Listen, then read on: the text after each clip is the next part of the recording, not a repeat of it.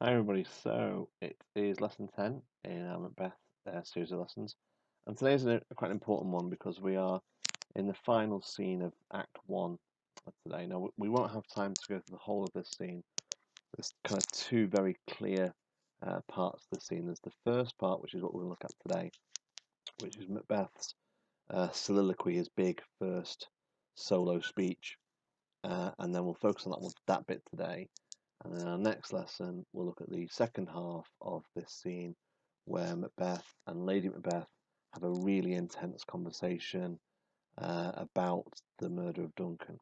Okay, so this lesson is the kind of part A of the way we're going to break through and break this scene down so it's really understandable for everybody. Okay, so let's get started. Now, as always, we're going to start the lesson with a recap just so that we go over the events so far. So you kind of again having that revision of what's gone on, so you know how this scene fits in with the rest. We're going to read and watch one of the most intense scenes in the play, and we're going to understand and analyse the events of the scene and identify some of the dramatic moments in the language. This scene contains Macbeth's first really big and kind of interesting speech. So his first soliloquy, which is like solo speech, delivered to the audience. No one else on stage, just him talking and expressing his thoughts. That's what's the highlight of this scene. Right, so story so far. Act 1, Scene 1. Witches appear, plan to meet Macbeth after the battle. Scene 2. King Duncan is told about the battle. Scotland has won thanks to Macbeth and Banquo. Thane of Cawdor is a traitor. Scene 3. The witches meet Macbeth and Banquo. Macbeth is told that he is the Thane of Glamis, he is the Thane of Cawdor, he will be king in the future. Banquo is told that his heirs, his kids, will become kings. Scene 4. Duncan announces that his son Malcolm will be the next king. Duncan wants to spend time with Macbeth at the castle. Macbeth leaves to prepare his wife for the royal visit. Scene 5. Lady Macbeth receives a letter from her husband Macbeth telling her about the witches. She decides that he's too nice to become king. She casts a spell on herself. She then tells Macbeth that she'll sort out the murder. Scene 6. Duncan arrives at the castle. Lady Macbeth is super nice to him. Lots of dramatic irony. Okay, so with that recap completed, let's move forward. This is the scene that we're looking at, okay? And as usual, I've got the Shakespeare version on the left-hand side. I'm just going to use a different coloured highlighter. Go to blue. There's the Shakespeare version, and there is the modern one, okay? I've used a slightly different source for this clip today, so it might not be identical to the PDF I put in Google Classroom a few lessons ago, but it's still really useful, although it's not possibly not identical. So let's read through the scene, through the speech now. If it were done quickly, I'll start that again, that's rubbish. If it were done when 'tis done, then for well it were done quickly. If the assassination could trammel up the consequence and catch with his surcease success, that but this blow might be the be-all and the end-all here. But here, upon this bank and shoal of time, we jump the life to come. But in these cases, we still have judgment here, that we but teach bloody instructions, which being taught return to plague the inventor. This even-handed justice commends the ingredients of our poison chalice to our own lips. He is here in double trust. First, as I am his kinsman and his subject, strong both against the deed. Then, as his host, who should against his murderer shut the door, not bear the knife myself. Besides, this Duncan hath borne his faculties so meek, hath been so clear in his great office, that his virtues will plead like angels trumpet-tongued against the deep damnation of his taking off.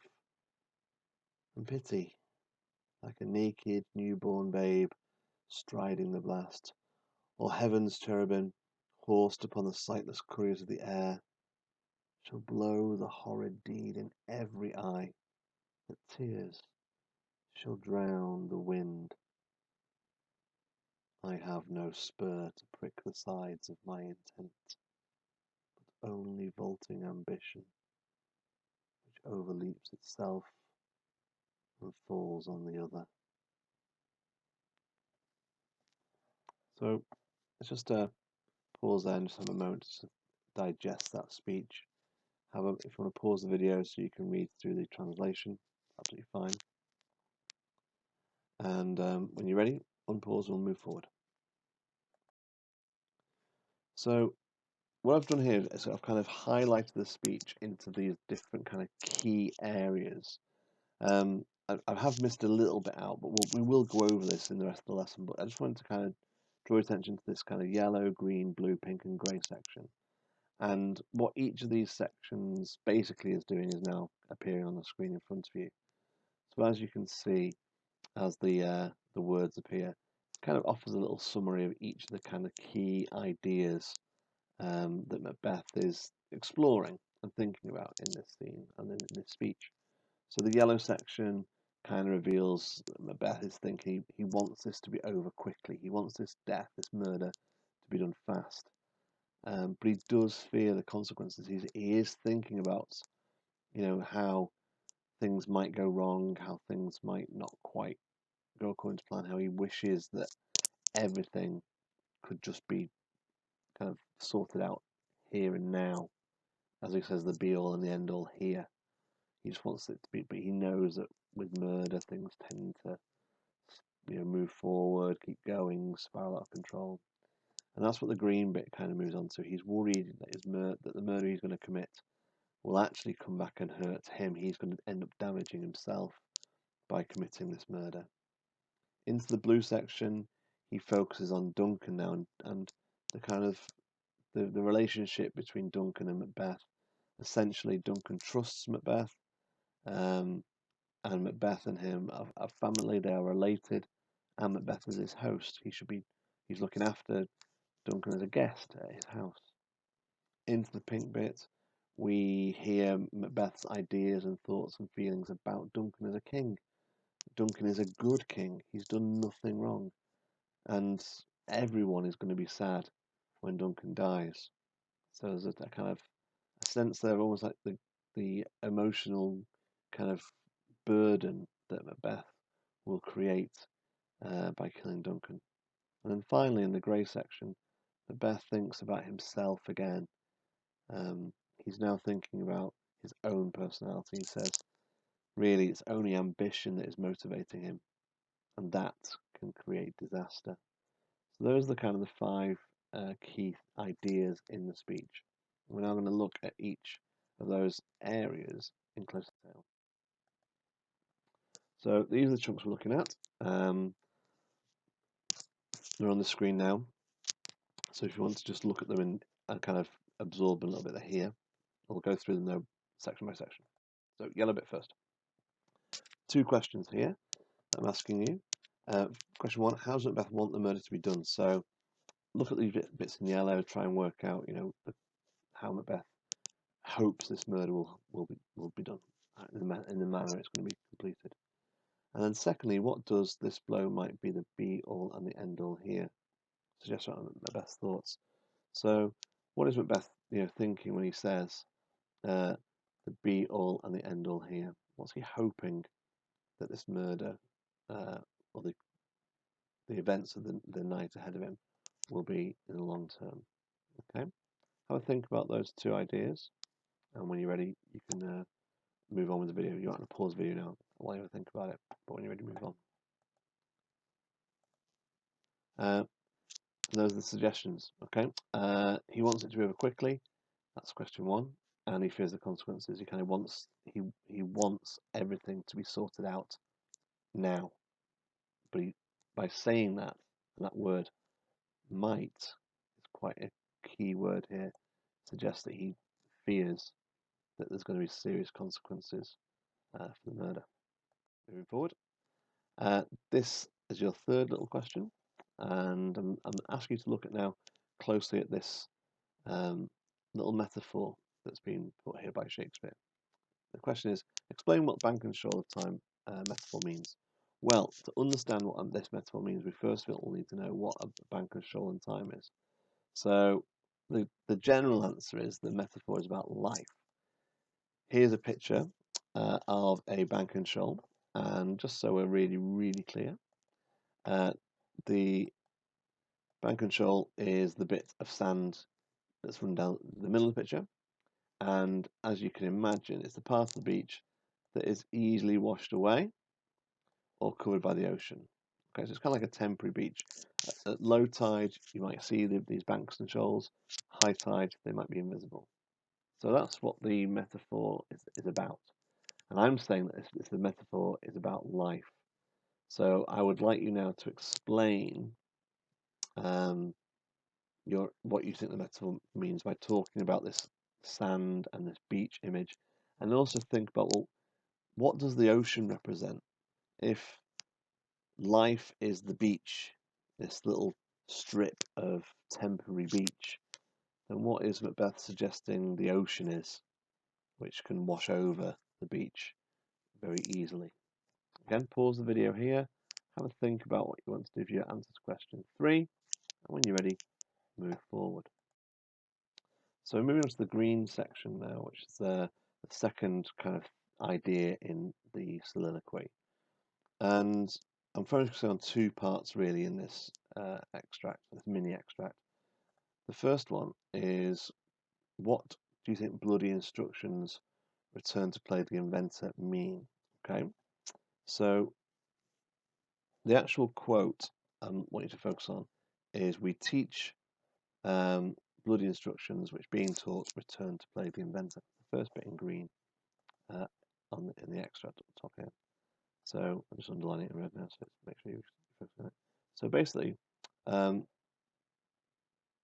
if you teach bloody instructions, and let's just unpick that. So teach is the active verb, which basically means to tell someone else how to do something. Okay, and if you're telling someone else how to do bloody instructions, so instructions are a kind of a set of steps or a set of like a guideline, set of guidelines in order to complete something. Bloody would suggest quite murderous guidelines. So basically, if we teach kind of how to kill people, that's what the first bit of that quote means.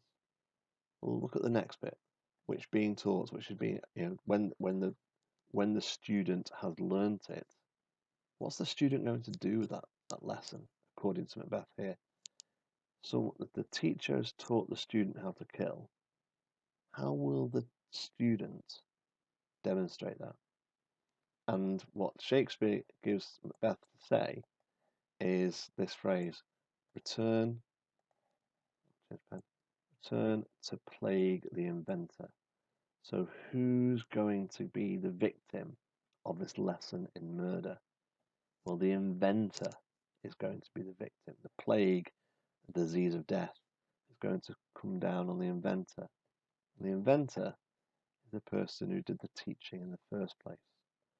So that's what this quote means. It's basically saying what you teach will come back against you. And if you teach something dangerous or violent or murderous, then that's what will come back to you. And I'm sure you can think of a better way or a simpler way of saying that in using more modern, friendly English. I'm going to pause the video here while you think about your answer to question 4. You can do. Once you finish your answer to question 4, let's move on to question 5. Question 5 is about the poison chalice image, which is here towards the end. It's one of a very famous line, this idea of a poison chalice. So to understand this, I thought I'd just unpick it with some imagery. So first of all, what is poison? It's a deadly substance that is used to kill.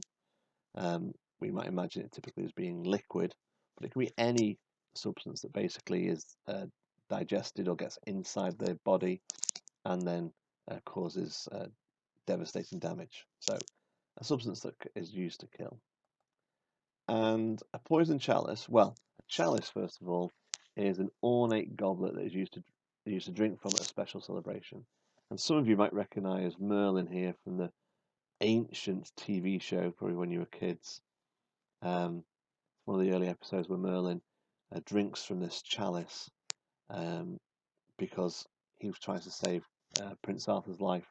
Because Merlin knows there's poison in the chalice, so he drinks it to save Prince Arthur. So that's a poison chalice. It's a goblet that would be used in a celebration that will kill you.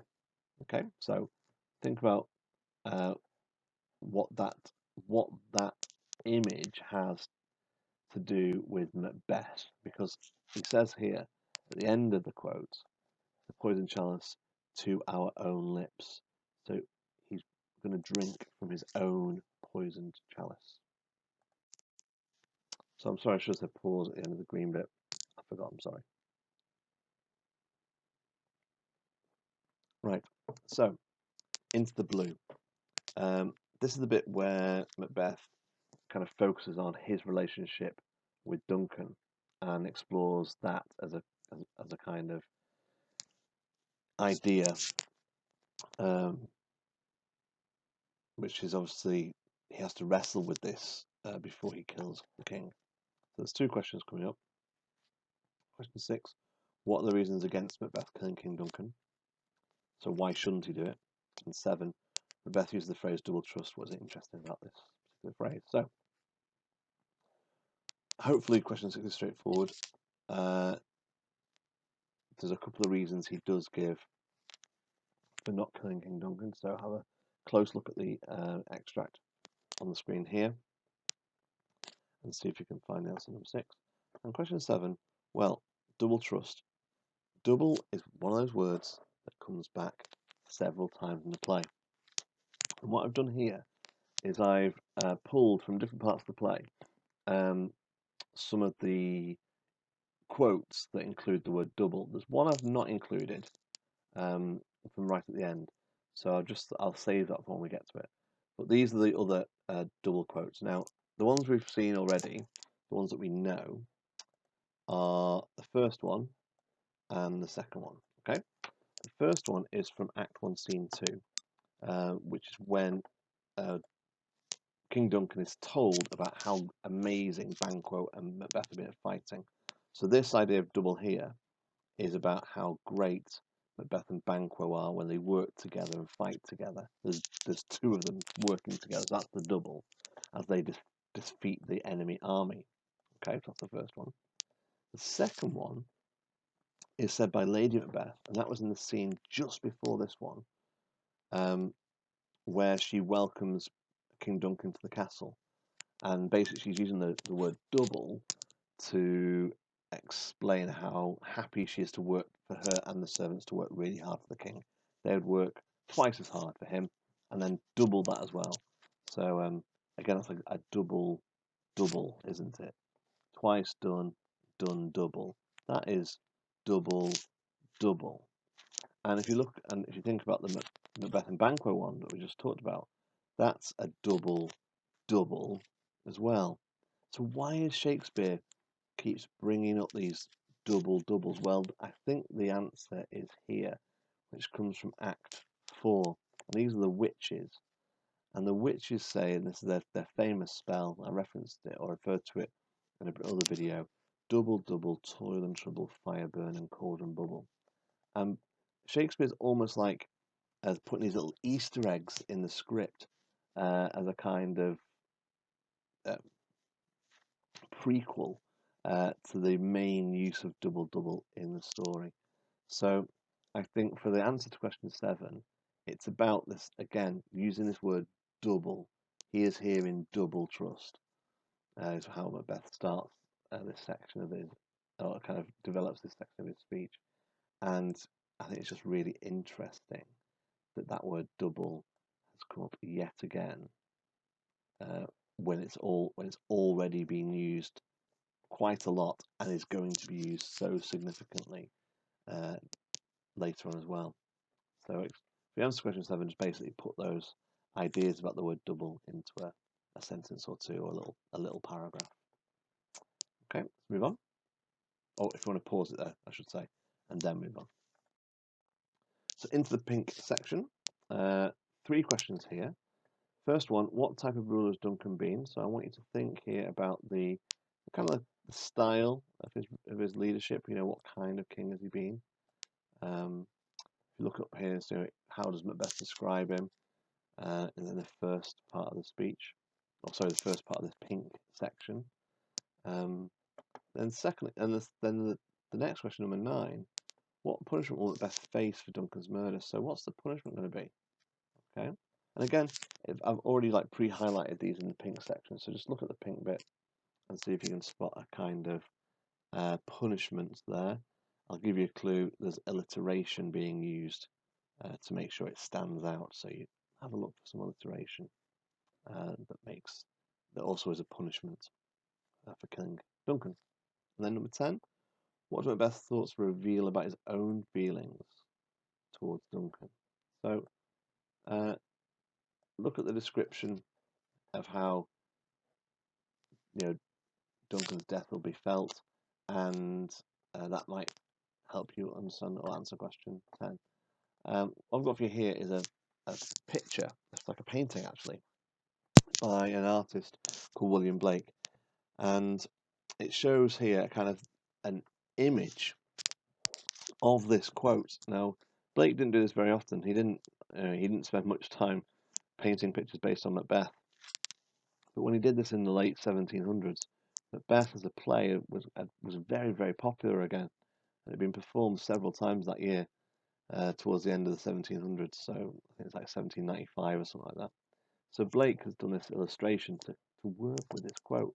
So first of all, if I just change my highlighter to yellow, I'm going to just draw your attention to it. So pity is the thing that Macbeth is talking about here. Pity, that feeling, that emotion is what's being drawn on. And Macbeth says pity like a naked newborn babe. Well, if you look here, there is a naked newborn babe. Okay, and you can see it. There it is, little tiny baby. And striding the blast means to kind of travel on the wind. So as you can see, it's kind of in the air, and it's now this baby is being picked up by heaven's cherubim, which is a type of angel, more famously known with kind of Valentine's Day, the little baby cherub with the wings and the bow and arrow. And in this illustration, as you can see, that type of angel is riding a horse, which cannot see. So if you look at the eyes of the horses, they're kind of closed. They're not looking. So this incredible image that's been put into words by Shakespeare and through Macbeth has inspired this incredible picture by William Blake. It says something about Macbeth that he has got this colourful, rich, very imaginative language. He's not using simple words here. He's not using basic language. He's using very complicated ideas and expressions as he talks about Duncan. So think about how or what that suggests about his relationship or his feelings towards Duncan if he's using such elaborate and beautiful kind of imagery to talk about the king. And look at the last line that I've highlighted in pink. Tears shall drown the wind. How does that kind of summarize Macbeth's feelings towards Duncan if he thinks that the death of Duncan will kind of create tears that shall drown the wind? Have a think about what I've just been talking about there. Pause the video to absorb those thoughts and make sure you answer the questions, and when you're ready, you can move on. So, final questions. Right, so this I'm going to show you some images. Now, first of all, the opening line of this section has got a phrase, I have no spur, that little statement there. And a spur is the spiky little wheel that horse riders wear on their boots So, as it says, to prick the sides of my intent. So those little spikes there are used to kind of be kind of kicked into this area of the horse here, which obviously hurts the horse, and then that makes the horse go faster. Okay, so it's a way of accelerating the speed of a horse. So Macbeth is saying he hasn't got a spur. He's not got these things. He's not got that bit of equipment on his boots. He hasn't got the ability to make his horse go harder and faster. The only thing he's got is vaulting ambition.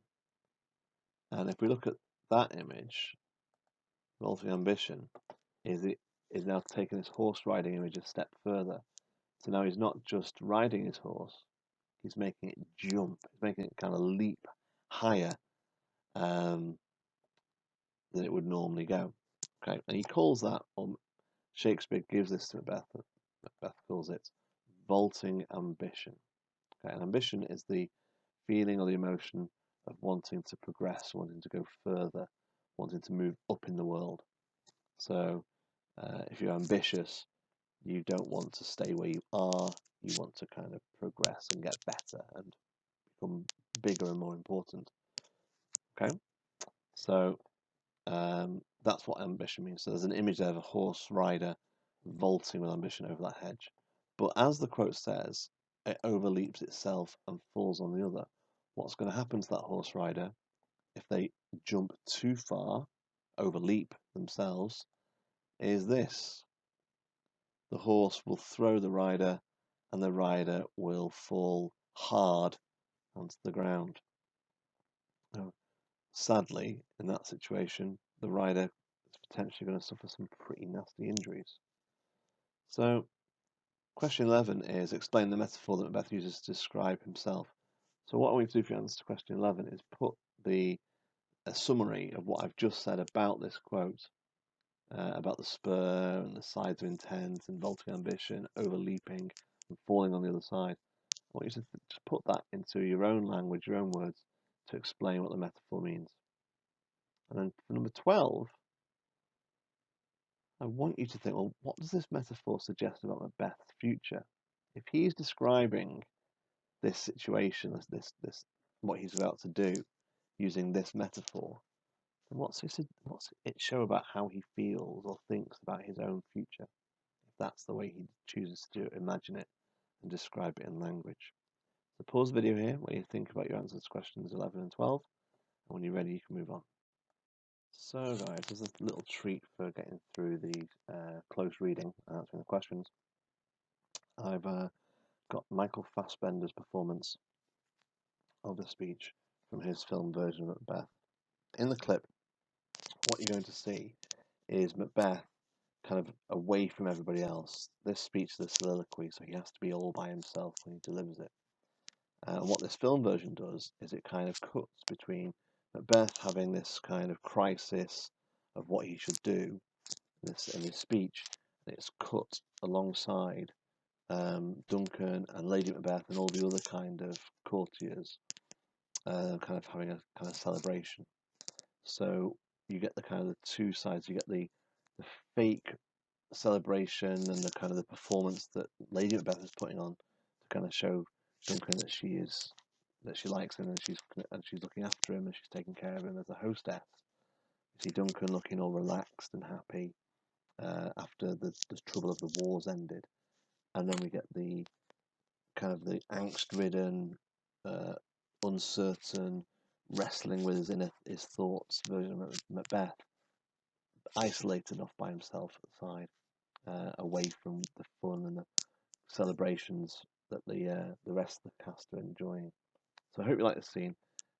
It kind of really, through this contrast, shows Macbeth's kind of difficulty in working out what he should do next.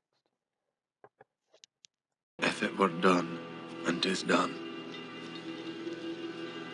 then 'twere well it were done quickly.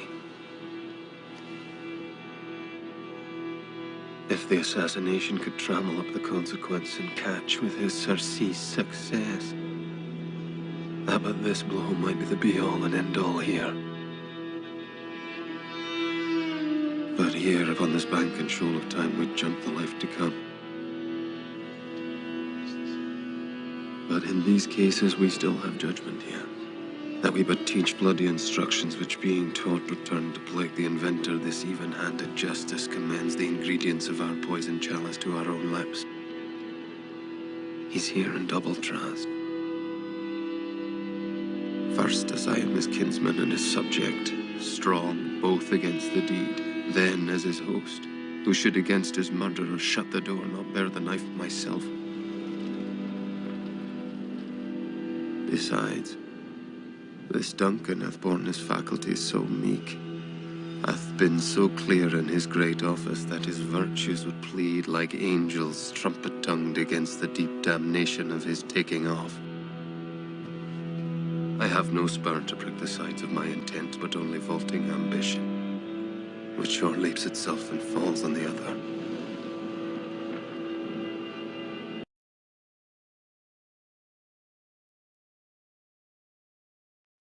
So, hopefully you found that clip of Michael Fassbender as Macbeth really interesting, and the way that that production uses the kind of the cuts from one character talking to the other characters, and their moments, just the kind of the contrast between the two. This is our little recap of our learning objectives for today's lesson. So obviously part one, we did recap the events of the play so far, just so you know exactly where this scene we looked at, this speech I should say, where we looked at today, how it follows on from the other scenes of the play. We have read and we've watched one of the most intense speeches in the play, and hopefully by the end of this video you feel that you understand and that we've analysed the events of that speech, identifying some of the key dramatic moments, and really focused on some of the language as well. So if you found this useful, that's great. If you've got any questions about what we've done today, please drop me an email or a comment in our Google Classroom, and I will help you with any kind of misunderstandings or difficulties that you faced. Okay, what I want to see though from your work today is basically the 12 answers, your notes, as we've gone through this video, the 12 answers that you've got. Okay, if you didn't get through all of them today, that's fine. You can catch up at a later date. Okay, take care, guys.